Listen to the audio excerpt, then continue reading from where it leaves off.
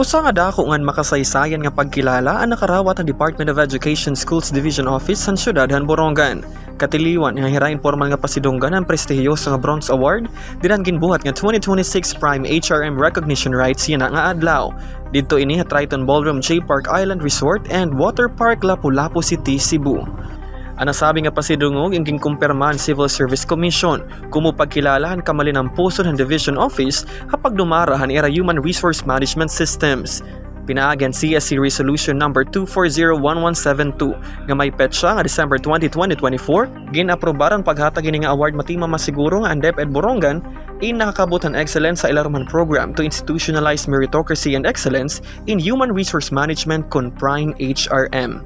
Partikular yung kilala ang Division Office tungod din ira paka-achieve han Maturity Level 2 o ang Process-Defined HRM status para inihan upat nga Core Human Resource Systems. Ini nagpapakita nga ira mga dokumentado nga proseso inaccurate nga nakakasunod ang mga standards sa kikinahanglan para mas maupay nga serbisyo ang mga empleyado ngan ha publiko. Dinanigin pagawas ng opisyal nga sertipiko nga pirmado ni Civil Service Chairperson Attorney Marilyn Yap, kupo dira Commissioner Attorney Ryan Alvin Acosta, ngan Commissioner Attorney Luis Minrado Pangulayan. Ginpamatud-an ang itaas nga kalidad ng pamunuan han DepEd Borongan.